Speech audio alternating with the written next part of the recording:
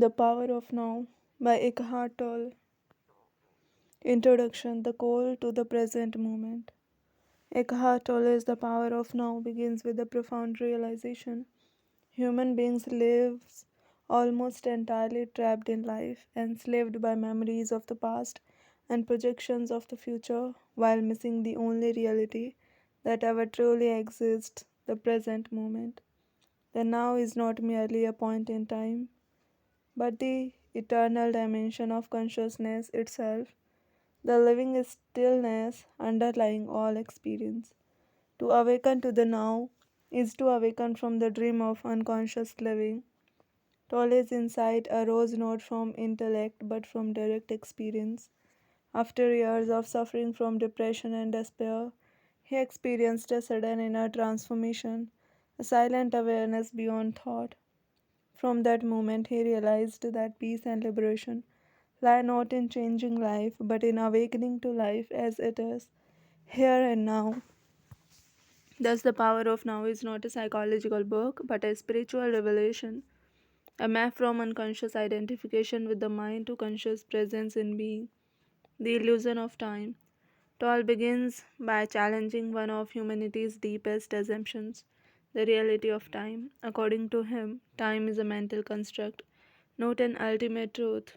Clock time exists for practical purposes, but psychological time, the constant dwelling on past and future, is the root of suffering. He writes, time is what keeps the light from reaching us. There is no greater obstacle to God than time. When we live through memory or anticipation, we separate ourselves from life itself. The mind thrives on time because it needs identity. It says, one day I will be happy, and I was wronged in the past. But the present moment, pure awareness, threatens the mind's existence. Therefore, the mind resists now, because now dissolves it. This realization forms the book's foundation. Life is always now. Past and future are mere shadows of the present. Even when we think of them, we do so in the now. Thus, only the now truly exists. The mind, a beautiful servant, a dangerous master. Tolle explains that the mind is a magnificent instrument, but when it controls us instead of serving us, it becomes destructive. Most people live identified with their thoughts, mistaking the voice in the head for who they are. This inner dialogue creates a false self image, the ego, which thrives on separation, comparison, and conflict. He writes, the beginning of freedom is the realization that you are not the thinker. The ego feeds on thought, emotion, and time. It must keep the past alive and project itself into the future to maintain its identity. Thus, it constantly seeks more possessions, more recognition, more power, but never finds peace because peace would mean its dissolution. In truth, the ego is an illusion, a mental construct built around identification with form. To awaken spiritually is to see through this illusion and realize the silent witness beyond thought, the timeless awareness that observes the mind. The pain body, the emotional shadow, beyond thought, Toll identifies another layer of unconsciousness, the pain body, the accumulated emotional residue of past suffering. This pain body lives within the energetic field of the human being, feeding on negative emotion. It awakens when triggered by certain thoughts or events and seeks to renew itself by creating more pain. Thus, anger, resentment, or anxiety often arise not from the present but from the old energy of accumulated pain seeking survival. He writes, the pain body loves to feed on pain. It is addicted to unhappiness.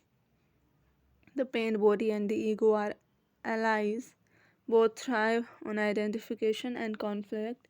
But when one brings awareness to the pain body, simply observing it without judgment, it loses power. Light dissolves darkness by mere presence. Thus, the pain body is not evil, it is unconsciousness seeking to be transformed by awareness. The awakening of presence. The heart of Toll's teaching is presence, the state of pure awareness, free from thought and time. Presence is not something to achieve but to realize, for it is already the essence of what we are. In presence, there is no past or future, no me or you, only being. It is a stillness beyond description, a silent space in which all things arise and pass away. He writes, being in the eternal, ever present, one life beyond the countless forms of life which are subject to birth and death. This presence is not personal but universal. It is the consciousness that animates every form. When a person is present, they become a channel through which this universal intelligence flows. Thought subsides, and what remains is alert stillness, luminous and alive. Thus, awakening is not about adding something new, but about seeing what has always been there. The inner and outer purpose of life. Toll distinguishes between outer purpose, the roles and actions we perform in time, and inner purpose, awakening to consciousness in the present moment. Outer purposes change, careers, relationships, ambitions, but inner purpose never changes. To awaken to the now, he explains, your outer purpose can only unfold in alignment with your inner purpose. If one lives only for outer purpose, life becomes a serious series of frustrations and fleeting satisfactions. But when inner purpose awakens, even the simplest action shines with sacredness. Presence transforms ordinary living into a spiritual expression. This reveals a unity between the temporal and eternal. Action within stillness, doing within being. The ego and the illusion of possession. The ego thrives on identification with form. I am my job, my possessions, my story, my opinions. But everything form based is transient. Hence, ego lives in constant fear of loss. Toll explains that this fear is the source of greed, pride, and violence in the world. Civilization itself is largely a projection of collective ego, the mind turned outward seeking validation and power. But the essence of who we are, being, is not something that can be owned or lost. It is a formless essence beneath all forms. When one realizes this, a silent humility arises, a peace that no success or failure can disturb. The power of surrender. One of the profound insights in the book is the transformative power of surrender, not as weakness but as alignment with the flow of life.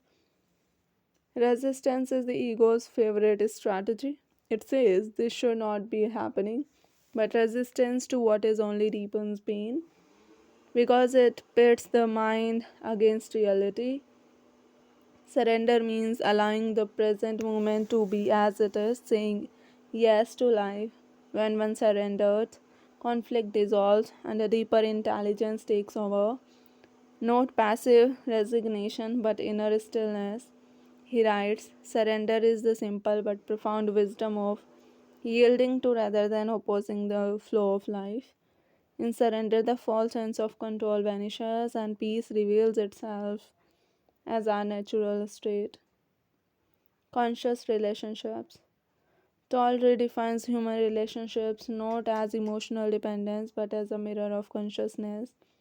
Most relationships are based on egoic needs, seeking love to complete one's sense of self. But such relationships quickly turn into cycles of pain because dependence creates fear and control. He says, love is not selective when it arises from being. Love is the recognition of yourself in the other. When two people meet in presence, not through mind but through being, a sacred relationship forms, one free from need and filled with awareness. This relationship becomes not a source of identity but a vehicle for awakening. The silence of the now. The essence of the now is silence, not merely the absence of sound, but the stillness that underlies all movement. In this silence, words lose meaning and thought loses dominance. There is only awareness, pure, alive, timeless. Toll explains that all spiritual traditions point to the same silence.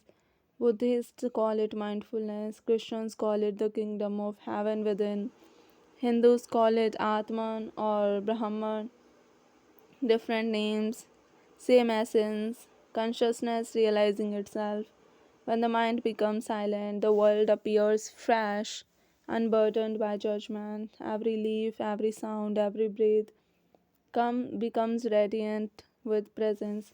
Thus, enlightenment is not a distant attainment, but the simplest of all realizations to be here fully and now. The ego and the collective unconscious. Beyond individual ego lies the collective ego. Humanity is shared in consciousness expressed through fear, violence, and domination. Wars, oppression, and environmental destruction all arise from identification with mental forms. Us versus them, mine versus yours. Toll warns that unless consciousness awakens on a collective scale, this egoic madness will destroy the planet. But he remains hopeful for every individual who awakens to the now contributes to the rising consciousness of humanity.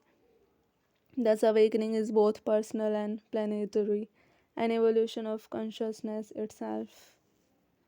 Death and the eternal now. Tolle reinterprets death not as an end but as a dissolution of form into formlessness. The essence that we are consciousness cannot die, for it was never born. He writes, death is not the opposite of life. Life has no opposite. The opposite of death is birth. When one lives in the now, death loses its terror, for the now is timeless, untouched by birth or death. To die before you die, to let go of the egoic nature, is to discover that there is no death at all. The essence of enlightenment. Enlightenment, according to Toll, is not a mystical state but the end of identification with the mind. It is the natural state of consciousness when freed from the tyranny of thought and time. He writes, enlightenment is simply your natural state of felt oneness with being. It is not something to be achieved but something to be realized, like the sun hidden by clouds. It has always been shining. When thought subsides, being reveals itself, eternal, peaceful, radiant. The power of now, the eternal presence. The title of the book points to its ultimate revelation. The power of now is the power of life itself. It is the creative force that animates the universe, the intelligence that breathes through all beings. To live in the now is to align with this universal consciousness, to allow life to live through you rather than trying to control it. In this state, there is no fear because there is no separate self left to defend. There is only awareness, vast, silent, complete. Thus, the now is not a moment in time but the timeless background of all moments, the eternal witness. Final message, the stillness beyond thought. At the book's end, Eckhart Tolle offers no dogma, only silence. He reminds the reader that truth cannot be grasped by thought, it can only be realized in awareness. The words of the book are like fingers pointing to the moon. Not the moon itself. The real teaching lies not in what is said, but in the stillness between words. He closes with an invitation, not a command. Realize deeply that the present moment is all you ever have. Make the now the primary focus of your life. Thus, the power of now is not merely a book, it is a doorway, a passage from mind to consciousness, from illusion to reality, from time to eternity.